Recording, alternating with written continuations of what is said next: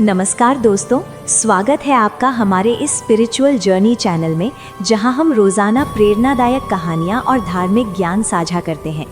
आज हम एक ऐसी मंत्रमुग्ध कर देने वाली यात्रा पर चलेंगे जो आपकी दिल को छू लेगी और आत्मा को शांति देगी। तैयार हो जाइए एक रोचक कथा के लिए जो भक्ति, प्रेम और चमत्कारों से भरी है। चलिए शुरू करते हैं। और आज है माघ मास के शुक्ल पक्ष की चतुर्दशी तिथि। और आज चतुर्दशी तिथि सुबह 8:26 से शुरू होकर कल यानी 1 फरवरी रविवार को सुबह 5:52 पर समाप्त होगी। और आज ब्रह्म मुहूर्त सुबह 5:34 से 6:22 तक रहेगा।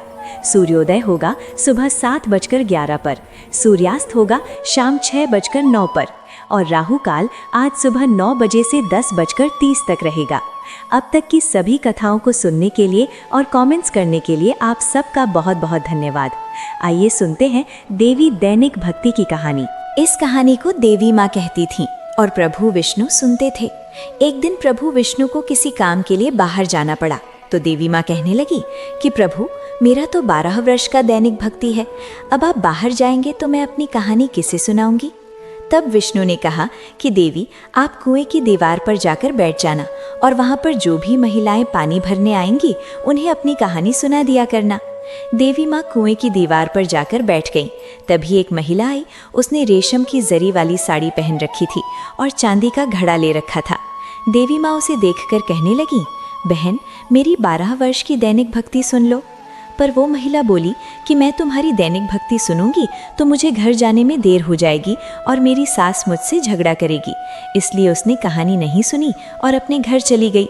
लेकिन उसके घर जाते ही उसकी रेशम जरी वाली साड़ी फट गई। चांदी का घड़ा लोहे के घड़े में बदल गया। सास ने देखा तो पूछा, अरे बहू, ये किसका दोष अपने सिर लेकर आ गई हो। बहू बोली, माँ जी, कुएं पर एक महिला बैठी थी, उसने अपनी कहानी सुनने के लिए कहा, लेकिन मैंने नहीं सुनी, शायद उसी का फल मुझे मिला है। बहू की बात सुनकर अगले दिन वही साड़ी और वही घड़ा लेकर सास कुएं की दीवार पर गई। सास को वहीं पर देवी माँ बैठी मिली तो देवी माँ ने कहा, बहन, मेरी कहानी सुन लीजिए। सास बोली, एक बार छोड़, मैं तो 4 बार कहानी सुन लूंगी। तब देवी माँ बोली, विष्णु आए भाई आए, देश के पूजक आए, दैनिक भक्ति का नेम लाए। आओ विष्णु बैठो विष्णु, तपती रसोई में भोजन करो विष्णु, मक्खन मिश्री खाओ विष्णु, दूध मिठाई पियो विष्णु, सूती पालना झूलो विष्णु, शॉल दुपट्टा बिछाओ विष्णु, शॉल दुपट्टा ओढ़ो विष्णु, जब बोलूं विष्णु ही विष्णु, विष्णु सवारेंगे सबके काम, खाली घर भंडार भरेंगे, सबका भार पार करेंगे विष्णु, जय विष्णु जय जय विष्णु। सास बोली, बहन, कहानी तो बहुत अच्छी लगी। फिर कहानी सुनकर सास घर चली गई और उसकी साड़ी फिर से रेशम जरी वाली बन गई। लोहे का घड़ा भी फिर वापस चांदी के घड़े में बदल गया। बहू ने देखा तो कहने लगी, सास माँ, आपने ये सब कैसे किया। सास बोली, बहू, तू दोष लगा कर आई थी और मैं अब दोष उतार कर आ रही हूँ। बहू ने पूछा कि माँ जी, वो कुएं वाली महिला कौन है। सास ने बताया कि वो तो देवी माँ थी, वो पुराने को नया कर देती हैं, खाली घर में भंडार भर देती हैं, वो धन की देवी का वास घर में कर देती हैं और मनुष्य की जो भी इच्छा हो उसे पूर्ण कर देती हैं।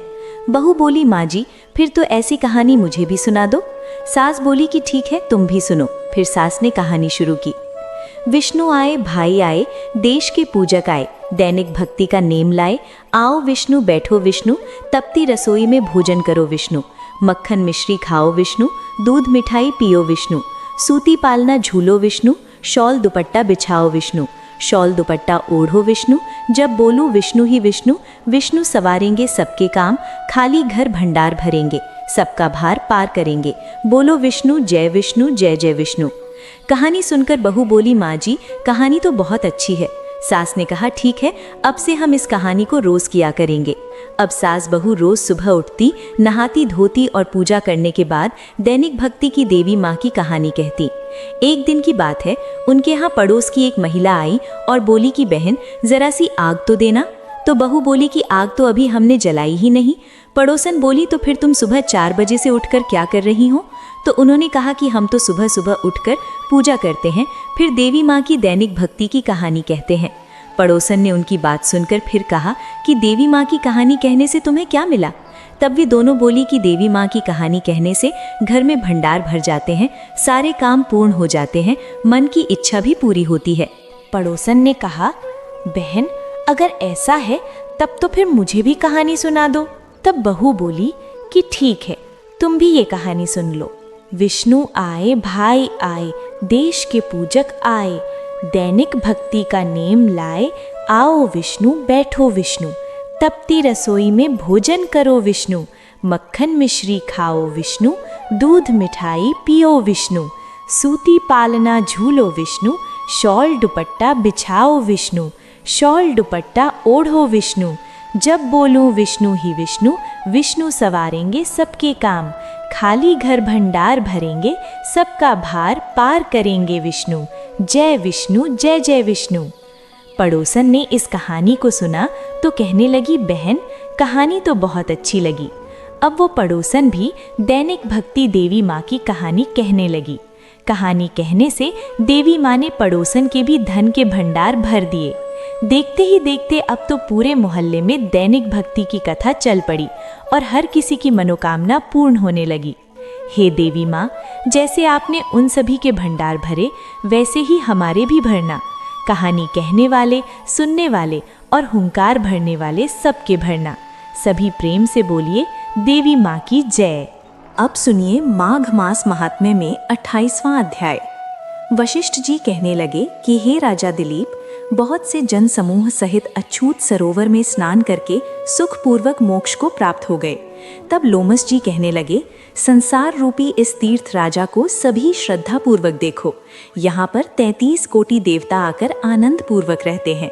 ये अक्षय वट है जिनकी जड़ें पाताल तक गई हैं और मार्कंडेय ऋषि प्रलय के समय भगवान इसी अक्षय वट का आश्रय लेते हैं। यही शिवजी की प्रिय भगवती भागीरथी है जिसके सिद्ध लोग सेवा करते हैं।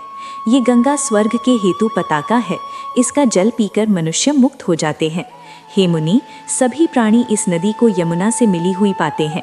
इसका संगम बड़े पुण्य से प्राप्त होता है। इसके स्नान से जन्म मृत्यु रूपी दावानल से कोई नहीं तपता, परंतु ज्ञान प्राप्त करके मुक्त हो जाता है। यहाँ पर स्नान करने से सभी प्राणी बिना ज्ञान के भी मुक्त हो जाते हैं। इसीलिए ब्रह्मा जी ने यहाँ यज्ञ करने की इच्छा की थी। इसी संगम में भगवान विष्णु ने स्त्रु प्राप्ति की इच्छा से स्नान करके लक्ष्मी जी को प्राप्त किया था। यहाँ पर त्रिशूलधारी शिवजी ने त्रिपुर दैत्य को मारा था और प्राचीन काल में उर्वशी स्वर्ग से गिरी थी तथा स्वर्ग पाने की इच्छा से यहाँ पर ही उसके स्नान करने से नहुष कुल के राजा ययाति ने वंशधर पुत्र प्राप्त किया। यहाँ पर इंद्र ने प्राचीन काल में धन की इच्छा से स्नान किया था और माया से कुबेर के सब धन को प्राप्त किया था। प्राचीन काल में नारायण तथा नर ने हजारों वर्ष तक प्रयाग में निराहार रहकर उत्तम धर्म किया था। यहाँ से जगशभ्य सन्यासी ने महादेव जैसी शक्ति वाले से विजय पाई थी तथा अणिमा आदि योग के अति दुर्लभ ऐश्वर्य प्राप्त किए थे। इसी क्षेत्र में तपस्या करके श्री भरद्वाज सप्त ऋषियों में सम्मिलित हुए। जिन्होंने भी यहाँ स्नान किया उन सबको स्वर्ग की प्राप्ति हुई। इसलिए हमारे विचार से तुम त्रिवेणी में स्नान करो।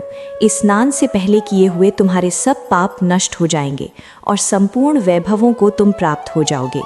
ऋषि के इस प्रकार के सत्य वचन सुनकर फिर सब ही त्रिवेणी में स्नान करने लग गए और उसी स्नान करने से सबकी पिशाचिता भी नष्ट हो गई। श्राप से विमुक्त होकर उन्होंने अपना शरीर धारण कर लिया।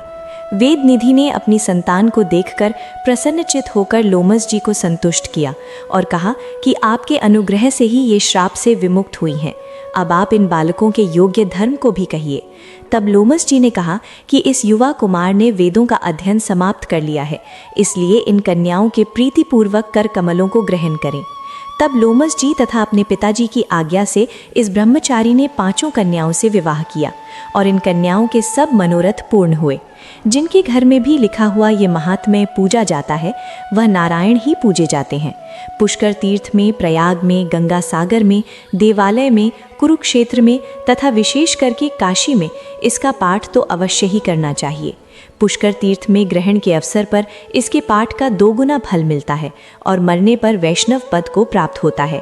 प्रिय श्रोताओं, इस प्रकार आज 28वें अध्याय के साथ ही माघ मास महात्म्य के सभी अध्याय पूर्ण हुए। अब सुनिए लपसी और तपसी की कहानी। एक बार एक लपसी था, एक तपसी था। तपसी हमेशा भगवान की तपस्या में लीन रहता था। लपसी रोजाना सवा सेर की लपसी बनाकर भगवान को भोग लगाकर खा लेता था। एक दिन वे दोनों आपस में झगड़ा करने लगे। तपसी बोला, मैं रोज भगवान की तपस्या करता हूँ, इसलिए मैं बड़ा हूँ।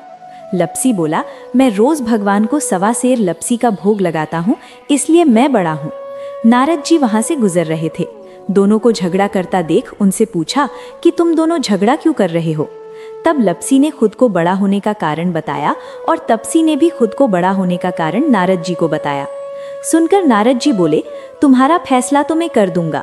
दूसरे दिन लपसी और तपसी स्नान कर अपनी रोज की भक्ति करने आए तो नारद जी ने छुपकर 1.25 करोड़ की एक एक अंगूठी उन दोनों के आगे रख दी। तपसी की नजर जब अंगूठी पर पड़ी तो उसने चुपचाप अंगूठी उठाकर अपनी नीचे दबा ली। उधर लपसी की नजर भी अंगूठी पर पड़ी, लेकिन उसने ध्यान नहीं दिया और भगवान को भोग लगाकर लपसी खाने लगा। नारद जी जब सामने आए तो दोनों ने पूछा, बताइए नारद जी, हम दोनों में से कौन बड़ा है। तब नारद जी ने तपसी से खड़ा होने को कहा। वह खड़ा हुआ तो उसके नीचे दबी हुई अंगूठी दिखाई पड़ी। नारद जी ने तपसी से कहा, तपस्या करने के बाद भी तुम्हारी चोरी करने की आदत नहीं गई, इसीलिए लपसी बड़ा है और तुम्हें तुम्हारी तपस्या का भी कोई फल नहीं मिलेगा। तब तपसी शर्मिंदा होकर क्षमा मांगने लगा। उसने नारद जी से पूछा, नारद जी, मेरी तपस्या का फल फिर मुझे कैसे मिलेगा। तब देवर्षि नारद जी ने बताया, अगर कोई गाय और कुत्ते की रोटी नहीं बनाएगा तो फल तुझे मिलेगा। अगर कोई ब्राह्मण को जमाकर दक्षिणा नहीं देगा तो फल तुझे मिलेगा। अगर कोई साड़ी के साथ ब्लाउज नहीं देगा तो फल तुझे मिलेगा। अगर कोई दिए से दिया जलाएगा तो फल तुझे मिलेगा। अगर कोई सारी कहानी सुने लेकिन तुम्हारी कहानी ना सुने तो फल तुझे मिलेगा। उसी दिन से हर व्रत कथा और कहानी के साथ लपसी तपसी की कहानी भी सुनी और कही जाती है। अब सुनिए तुलसी चालीसा। जय जय तुलसी भगवती सत्यवती सुखदानी, नमो नमो हरि प्रियसी श्री वृंदावन खानी। श्री हरि शीश विरजनी देहु अमर वर अम्ब, जनहित हे वृंदावनी अब न करहु विलंब। धन्य धन्य श्री तुलसी माता, महिमा अगम सदा श्रुति गाता। हरि के प्राणहु से तुम प्यारी, हरहि हेतु कीनहु तब भारी। जब प्रसन्न है दर्शन दीन हो, तब कर जोर बिनय उस कीन हो। हे भगवंत कंत मम हो, दीन जानी जान छाड़हु छोहु। सुनी लक्ष्मी तुलसी की बानी, दीन हूँ श्राप कद पर आनी। उस अयोग्य वर मांगन हारी, हो बिटप तुम जड़ तनुधारी। सुनी तुलसी ही श्रप्यों तेह ठामा, करहु वास तहु नीचन धामा। दियो वचन हरि तप तत्काला, सुनहु सुमुख जानहु हो बेहाला। समय पाई रो पाई तोरा, पूजह आस वचन सतमोरा। तब गोकुल मह गोप सुदामा, तासु भई तुलसी तुबामा। कृष्ण रास लीला के माही, राधे सखी प्रेम लखी नाही। दियो श्राप तुलसी तत्काला, नर लोकहि तुम जन्महु बाला। यो गोप वह दानव राजा, शंख चूर्ण नामक शिरताजा। तुलसी भसु की नारी परम सती गुण रूप अगारी। असत्व कल्प बीती जब गयहु, कल्प तृतीय जन्म तब भयहु। वृंदा नाम भयो तुलसी को, असुर जलंधर नाम पति को। कर अति द्वंद अतुल बलधामा, कीना शंकर से संग्रामा। जब निज सैन्य सहित शिवहारे, मरही न तब हर हरि पुकारे। पतिव्रता वृंदा नारी को, नौ सके पति ही संग हारी। तब जलंधर ही भेष बनाई, वृंदा ढग हरि पहुँच्यो जाई। शिव हित लहियो कर कपट प्रसंगा, कियो सतत्व धर्म तो ही भंगा।